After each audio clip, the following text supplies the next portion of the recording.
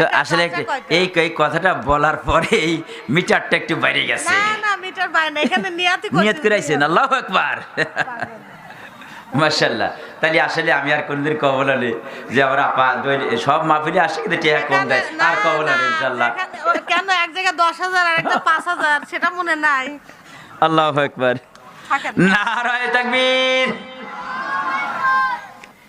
কথা ছিল 9টায় বক্তব্য রাখবো, 11টা হয়ে গেল।